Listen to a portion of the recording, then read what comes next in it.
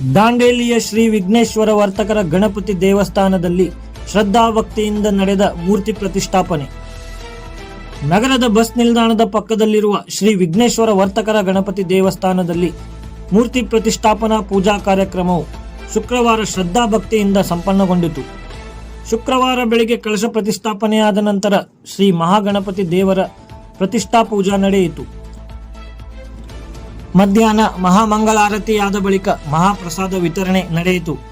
ಶ್ರೀದೇವರ ಪ್ರಾಣ ಪ್ರತಿಷ್ಠಾಪನೆ ಹಾಗೂ ವೈದಿಕ ಕಾರ್ಯಕ್ರಮಗಳು ಬೆಳಗಾವಿಯ ರಂಗನಾಥ್ ಭಟ್ ಅವರ ಪ್ರಧಾನ ಪೌರೋಹಿತ್ಯದಲ್ಲಿ ನಡೆಯಿತು. ಕಾರ್ಯಕ್ರಮದ ಯಶಸ್ವಿಗೆ ಶ್ರೀ ವಿಘ್ನೇಶ್ವರ ವರ್ತಕರ ಗಣಪತಿ ದೇವಸ್ಥಾನದ ಆಡಳಿತ ಸಮಿತಿಯು ಪದಾಧಿಕಾರಿಗಳು ಹಾಗೂ ಸದಸ್ಯರು ಶ್ರಮಿಸಿದರು.